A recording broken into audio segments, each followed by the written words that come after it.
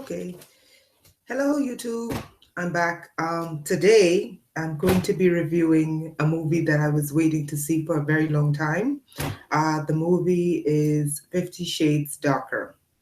And the reason why I wanted to see this movie is because it reminded me of some of the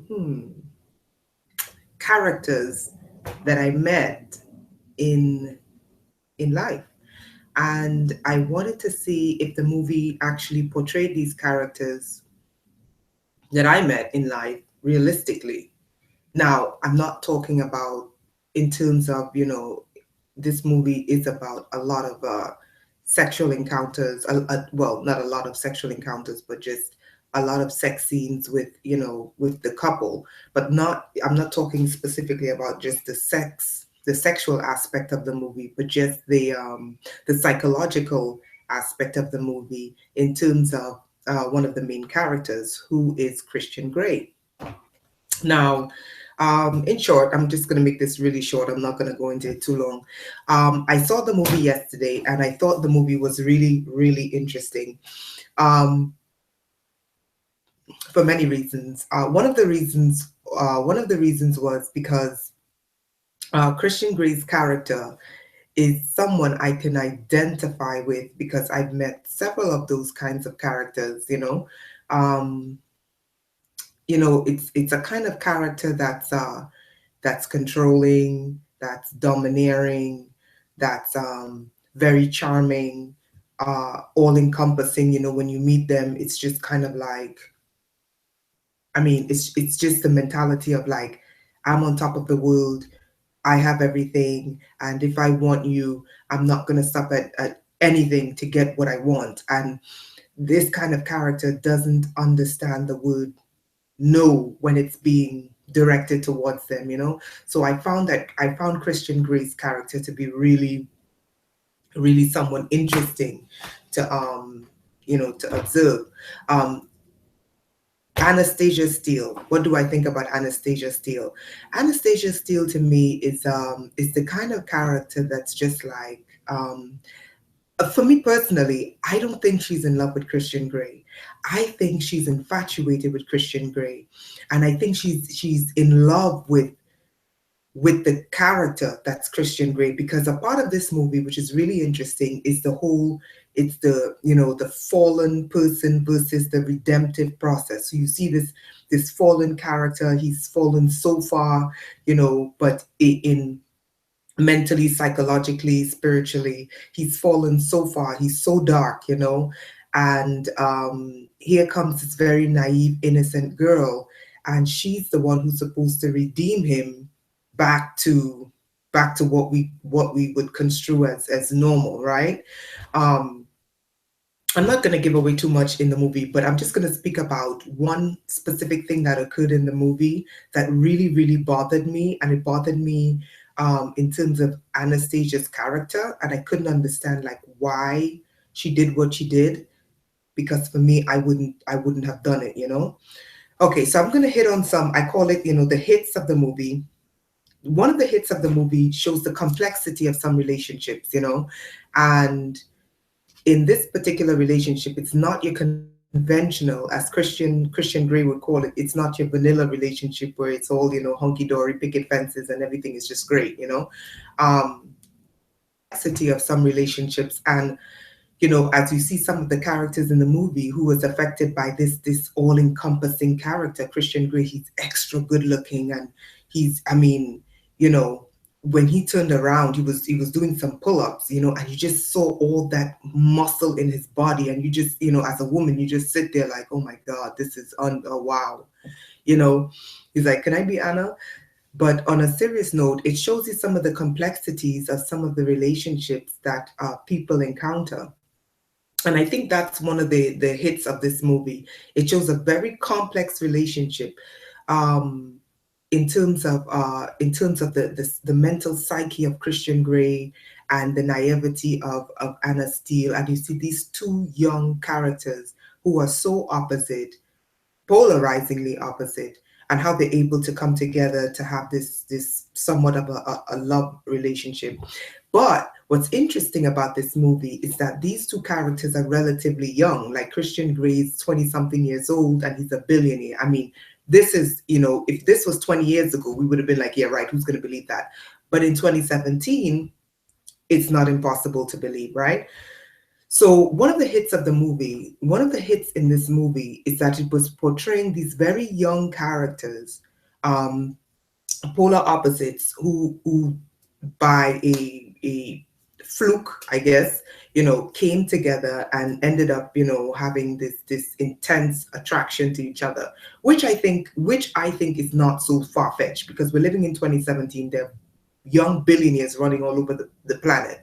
So this is not, and one of the things I find really interesting about this relationship is that,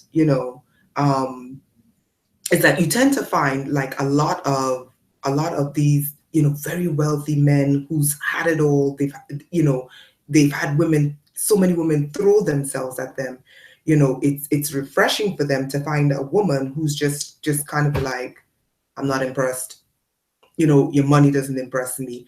I want to know you. And I think this is one of the hits of this movie, because it's very natural in that you see that, this guy is just, he's like, he can't understand how this woman, who's just a simple girl, could actually want to like him for him and not what he's accomplished, and that's very rare, in reality. So I think that's one of the hits of this movie. um the second hit, I think, is that it exposes the viewer to some what they call personality disorders, suppose allegedly, right? Because in the movie, the psychiatrist basically said that what he has is not a personality disorder because it's a choice that was made between consenting adults.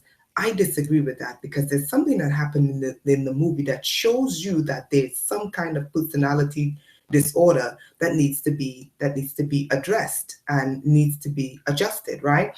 So it exposes the viewer to certain personality disorders. And when it comes to Christian Grey, he is some notable points that I would like to emphasize about Christian Grey is that he has psychopathic tendencies, really strong psychopathic tendencies, it's just like not understanding the word no, not understanding that you cannot invade a person's life. It's not normal for you, if you're attracted to someone, to have their birth certificate, their bank routing number, their address, their work history. It's not normal for you to just deposit money into their account, without consenting with them to, and asking the person, okay, do you want this money in your account? And if the person says no, understanding that, look, the person is saying no, even though the person may need it. If that person says no, you know, don't deposit the money into my account, even though I may need it. So there's several things that shows that Christian Grey, very striking character, intensely charismatic, and you could sense the aura of power, emanating from him. He has some strong psychopathic tendencies. Narcissism, that's another one, but I think one of the most intriguing aspects about Christian Grey is that his need to control and dominate. And I think this is what comes out in this movie, and it exposes the viewers to these types of personality disorders and these types of characters. And I think that's one of the hits in the movie. Another hit in the movie is this paradigm where you see the fallen state versus the redemptive state. And I think this is one of the hits of the movie, because towards the end of the movie, you see almost as if Anastasia Steele redeemed Christian. She resurrected Christian from the grave. And it's very noteworthy that, for me anyway, that Christian's character is named Christian as in the religion Christianity, but he's fallen. And Anastasia Steele, last name Steele, who's not very religious, but her last name is Steele, as in fortitude, as in a metal. And this metal is what redeems this person. And I'm not religious. I'm just saying it. I thought it was really, really interesting, that we got to see these types of what is it? This paradigm, almost an undertone of a religious theme in the movie. There's no religion in the movie at all, but I thought that was worth the mention. And the fact that in the end we see that Anastasia Steele resurrected Christian, resurrected him, and she was able to, at least temporarily, we don't know what's going to happen in the future, but at least temporarily slay the beast that's in him. And boy, does Christian have a beast that's in him. And I think that what's also hit in this movie is that it plays upon this age-old narrative that women encounter with men. Women, they fall in love with these men who are broken. I mean, people fall in love all the time, but different reasons. And we see that women fall in love with these men, and let's see the man is really, really broken, and he needs like to be made whole, based upon whatever he's been through, and we see this age-old feminine logic of, I'm going to rescue him. It's a long-running theme of women, like, but I love him, but he treats you like crap. But I love him. And women, I think it's because women are maternal and they give birth, and they actually are genetically designed to mold children, to really, really mold and shape the mind and the will of children. I think one of the hits of this movie is that it really portrays this the feminine nature, especially in younger women. More mature older women, it might be difficult. It would be probably a difficult sell, but we see this young heroine in the movie, and she's basically doing the age-old, I can redeem him type of thing, where we see women trying to redeem this man who's fallen, and 9 times out of 10, what we end up seeing is that the man is not doesn't get redeemed, or he gets partially redeemed, because I firmly believe that you cannot change people. That's just my thing. If you're going into a relationship with someone who is broken, I think you really should really consider, before you go into a relationship long term. You should really consider, ask the person if they're willing to go and get help. And if the person's unwilling to go and get help, what can you do? Because I do not believe that a person could actually change another person. I don't believe that. I don't believe that redeem a person. I shouldn't say change, because when we interact with people, people's personality traits, they do rub off on us. But I don't think that a person could necessarily redeem a person or make a person whole. That's the point I was trying to make. So I thought that one of the hits of this movie is that we see Anastasia Steele, because she wanted to get to the heart of Christian, which was like, a block of stone, really a block of stone. We see Anastasia Steele able to not only resurrect this character, but redeem him to a certain point. But I don't think the beast that's in Christian is slain. I personally don't think it's slain. I think it's just laying dormant, until the opportune time. And I'll explain to you why. Okay, so those were the hits that I found to be really interesting in the movie, between the dynamic between these two characters, right? Anastasia Steele and Christian Grey, and their relationship. I thought these were some of the points that I thought were like really made the movie interesting. Okay, these are some of the misses in the movie, some of the things that I just really couldn't comprehend. And perhaps, perhaps you can understand it better, Okay, one of the things that I saw in the movie is that, Anastasia, she fell in love with this character, which I can believe. I can believe that Anastasia Steele could fall in love with this character, even though the character has more than one unredeeming qualities. He's controlling, he's invasive, he doesn't understand the word no, he doesn't respect boundaries. There's no respect for boundaries whatsoever. None. I mean, none. None. Except for his boundaries, which you don't cross. He'll cross yours, but you can't cross his boundaries without him. Okay, no. One of the misses of the misses in one of the misses in this movie that I thought was really, really worthwhile was because I do believe a person can fall in love with a character like this in reality. I do believe that it is possible. Love is very toxic. Love is very potent. Love is very strong, and when it comes to love, if your guards are down, you know, it can happen, because love is one of those things where, your mind goes out the door and your emotions, your will and your emotions, your will goes out the door, your brain goes out the door, and you're just flooded with emotions, and you don't have time to think things through. So for me, I can see Anastasia Steele falling in love with him. I can see Anastasia Steele also being infatuated with the fact that he's extremely good looking and his body is just like, oh my, it's just built for built. Hmm?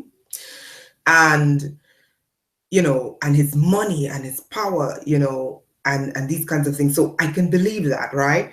But what I found to be a miss in this movie was I think that Anastasia Steele's character is not so much. I think it's a misguided love, you know. But at the same time, it's her first love. It's the first time she's ever had sex with anyone, and she enters into this non-vanilla relationship. Basically, it's just a relationship that is not your traditional first love, and I think for Anastasia Steele, it's kind of like it's her first template. It's the first template that's being set for her in a relationship.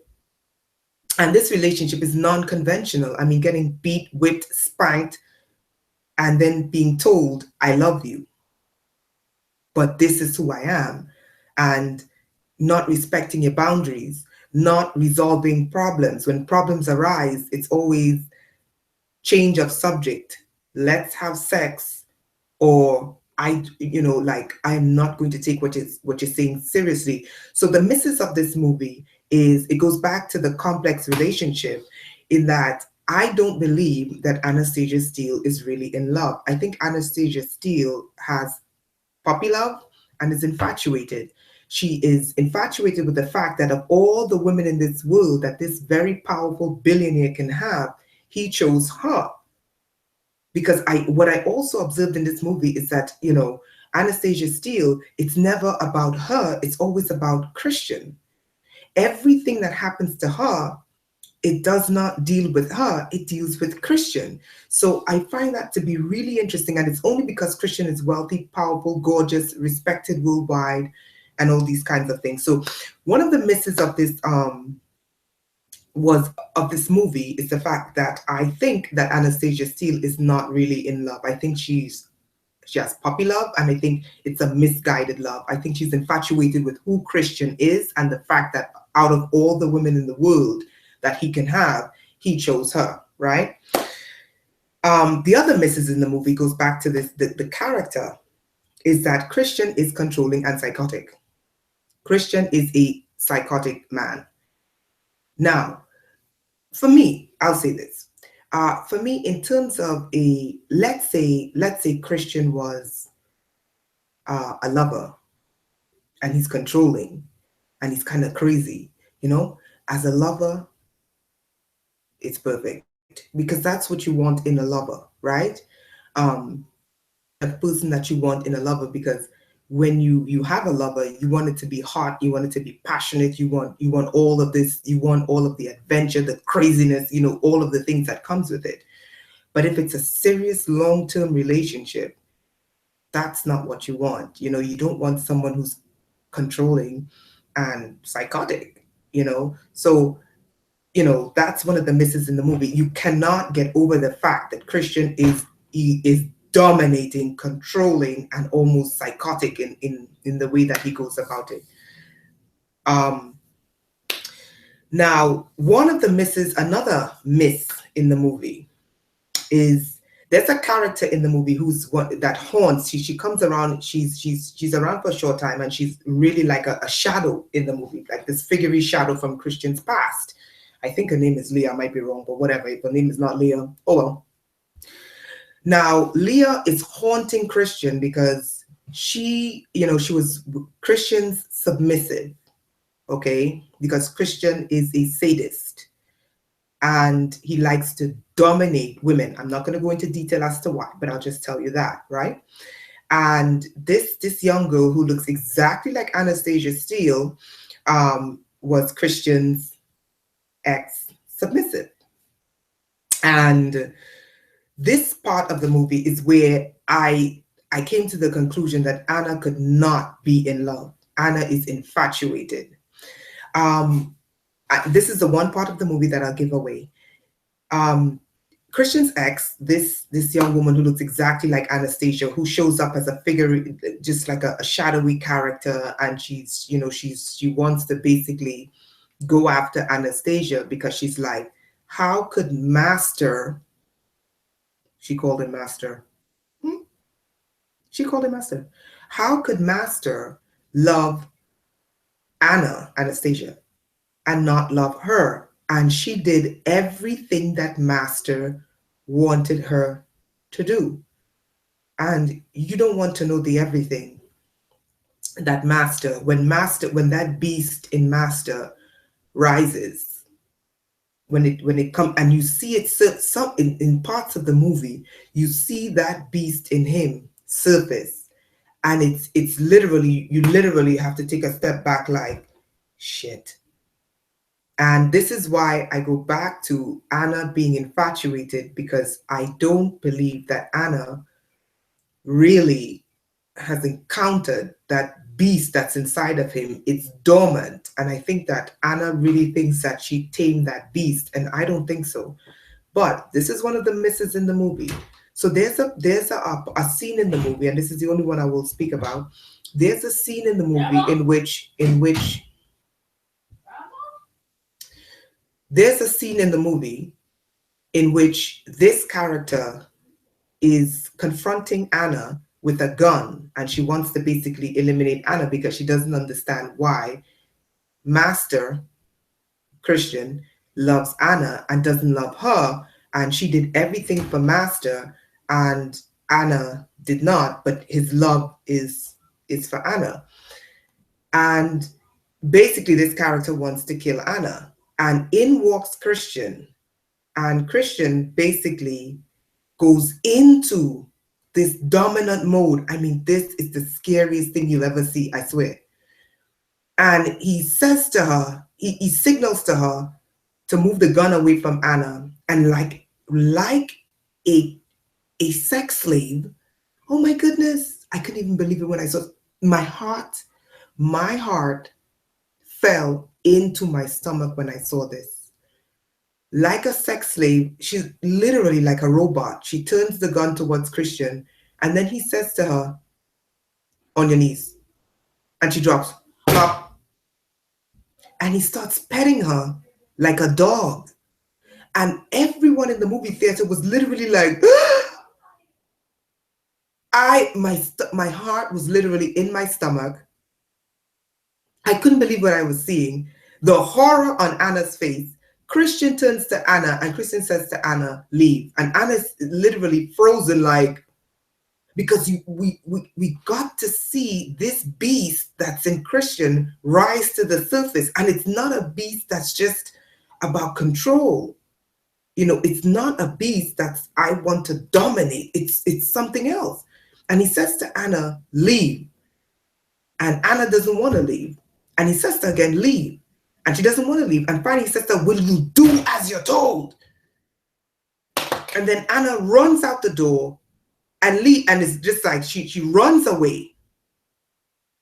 And after that, that's the only scene I'll discuss. And after that, what's interesting is that Anna, she sees his, Christian's driver outside, and he calls and he summons her to come into the car, because Christian wanted her to go back to his apartment. Anna runs away. And I was just like, yes, yes, she runs away. But what intrigued me is that after Christian Grey scoured the entire city looking for Anna, she returned to his apartment after witnessing this. This is one of the misses in the movie for me, because I couldn't understand how you, as a woman, going into a long-term relationship with this man, just witnessed another woman who was under his total control and did everything for this man. You saw that she literally was deprogrammed, because that's what he did. He deprogrammed her in front of you, and you go back to this character and want to marry him. And another miss in this movie is that when she brought it up, his response is, she had a gun. What did you want me to do?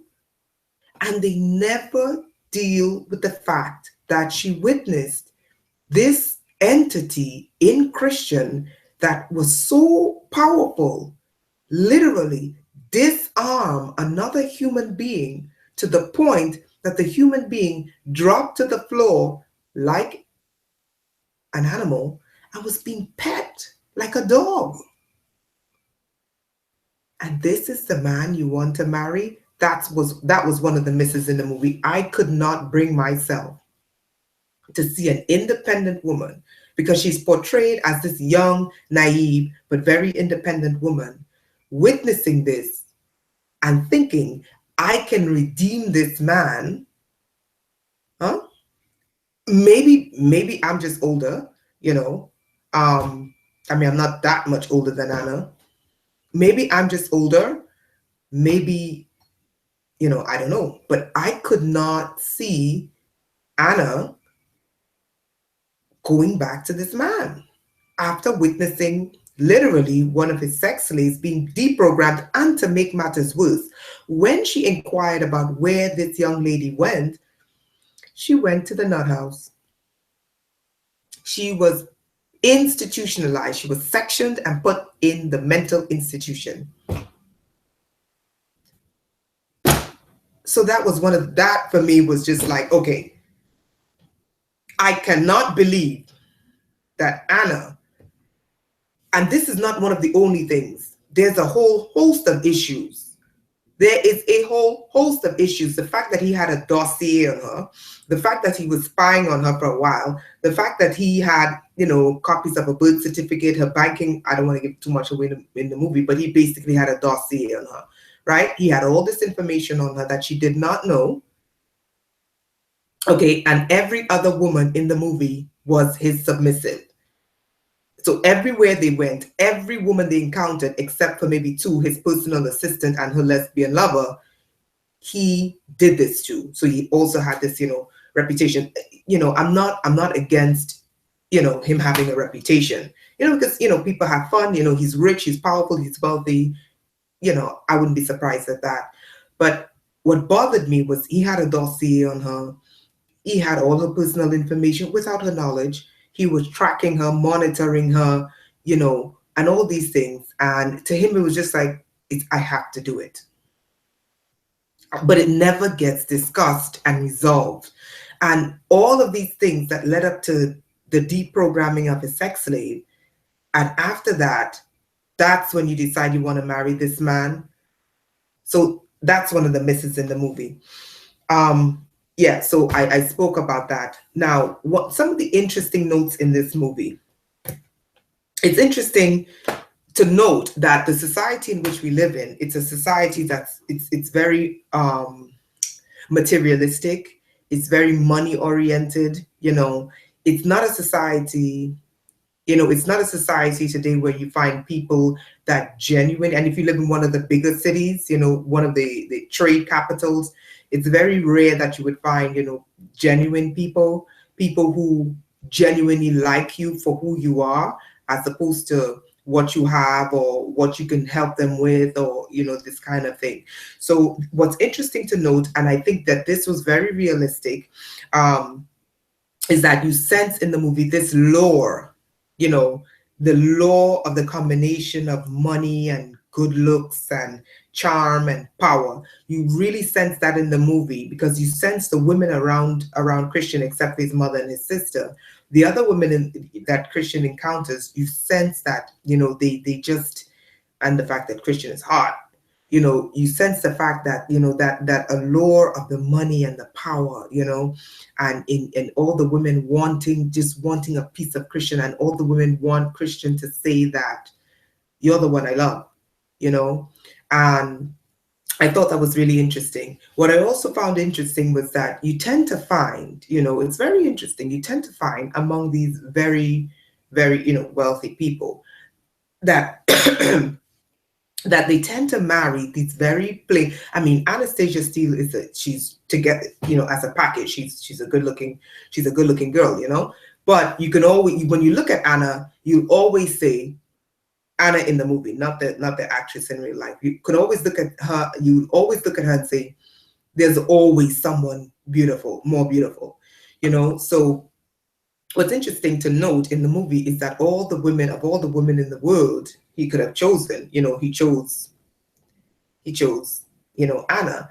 And what's interesting is that you see in parts of the movie the jealousy coming out when he made it clear, that Anna was the one. You see bits and pieces of that jealousy.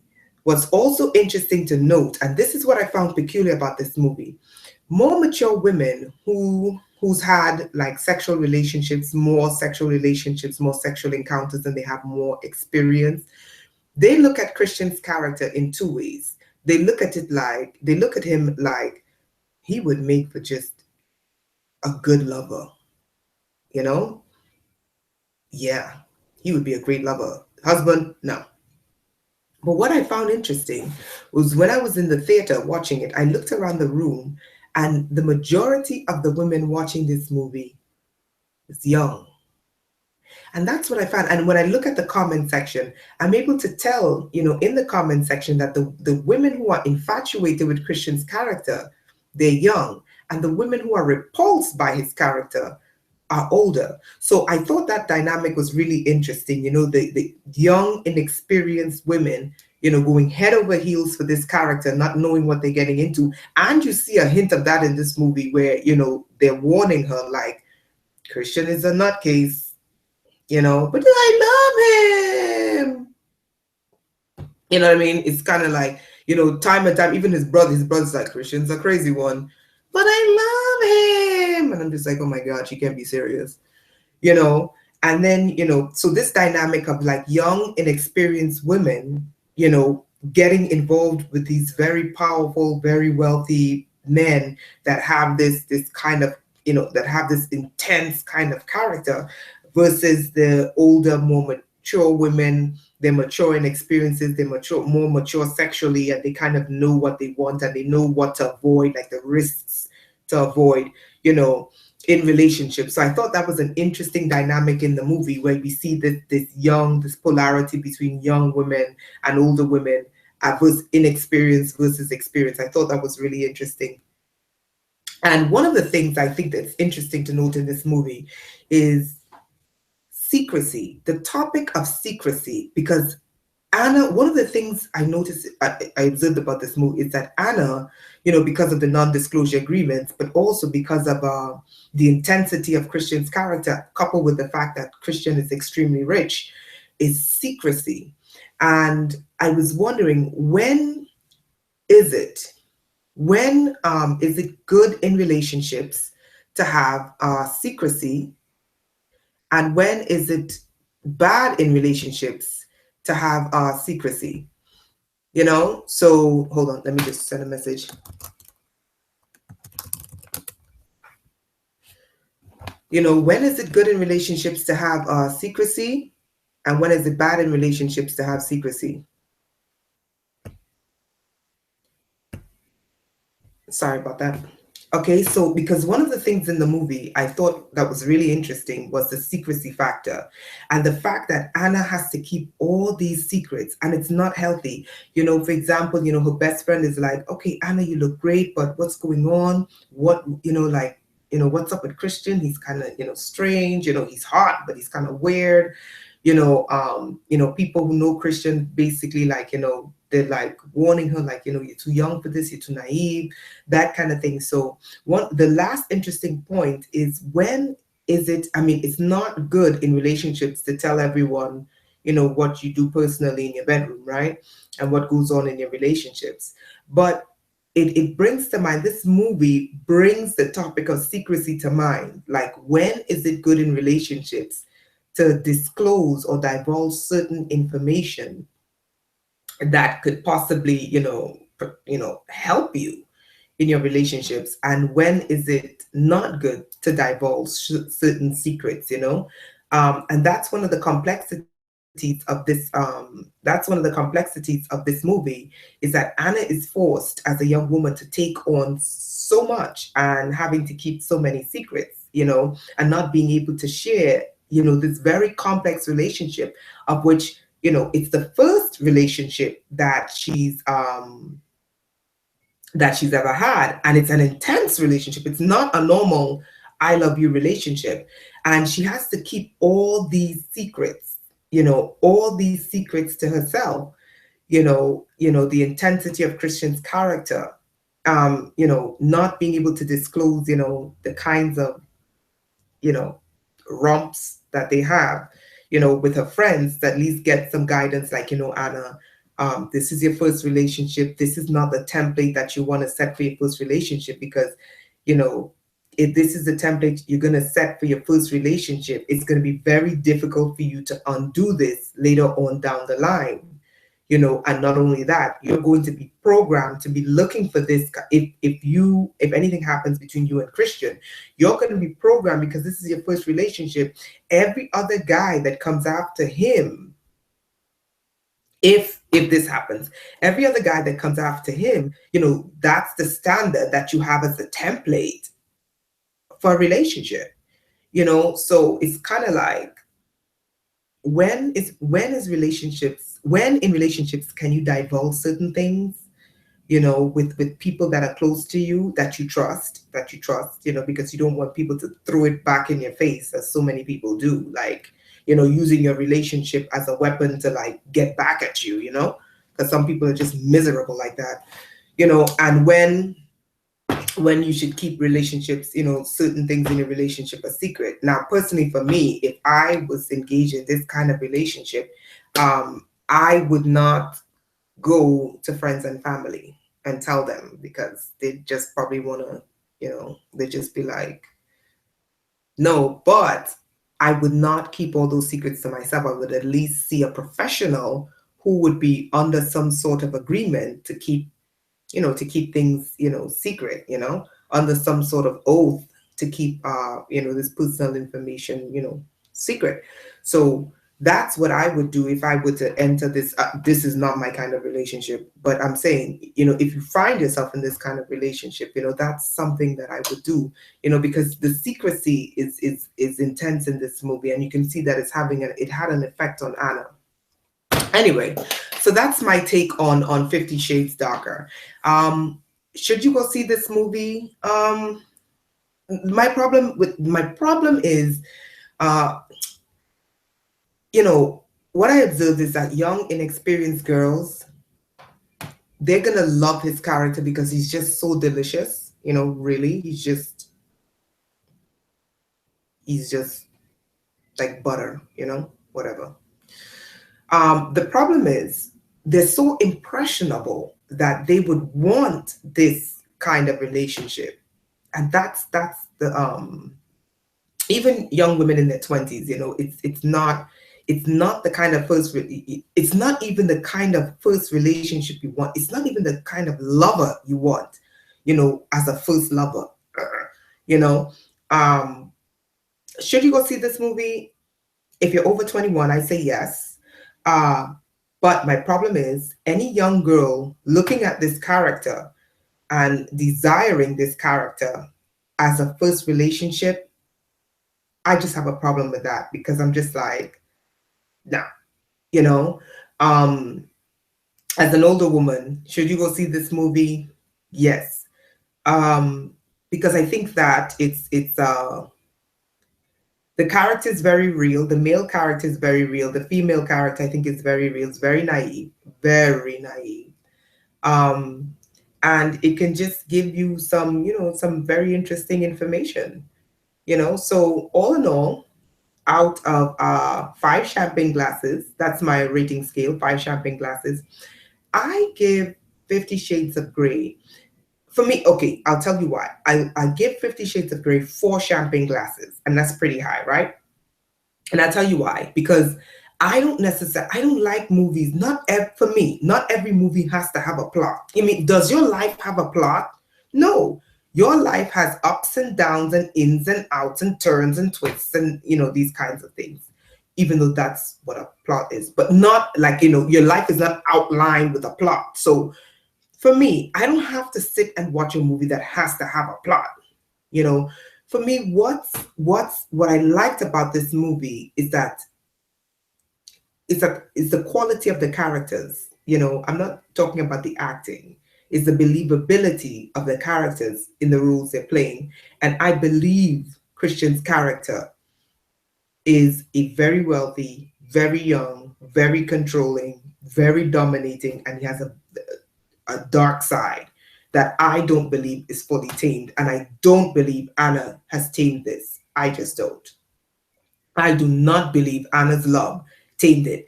I believe Anna's love temporarily put it to rest, but it's there and it's going to come out sooner or later, and it's going to come out on Anna one way or the other, okay? Especially with his jealousy, huh? So I gave it 4 champagne glasses out of 5 because I believe the characters. I believe Anna's character is infatuated with him, not in love, infatuated, puppy love. She's infatuated with him because he's so gorgeous, and out of all the women in the world, he wants her. And you know, I believe it because it can happen. You know, it's not unrealistic to see, you know, a young woman falling in love with this, you know, wealthy, powerful man. It's not unrealistic. So in terms of the characters, that's why I like this movie. I could believe the characters, and I can believe that, you know, there are people out there who are men and women who are, you know, controlling, dominating, you know, just very jealous, very, you know, protective, overly protective, that kind of thing. So I give 50 Shades of Grey 4 champagne glasses. I think it's a movie worth seeing. However, my one precaution is if you're young and inexperienced and you've never really lived life and you've never had a sexual encounter and you've never had lovers and boyfriends and these kinds of things where you've had sex, I think you should still see the movie, but I would not advise you to go after this character because young women are very impressionable. They're gonna want that kind of man, you know. I wouldn't advise going after a character like that because you may end up like Leah in a psych ward versus Anna in his palace. Okay, so 50 Shades of Grey, that's my review. I give it 4 champagne glasses. You should go see it, but if you're young, if you're under 30, use precaution. And if you're over 30, there's some things you can learn. Personally, for me, I think Christian's character would be perfect as a lover, not as a husband. Have a great day. Bye.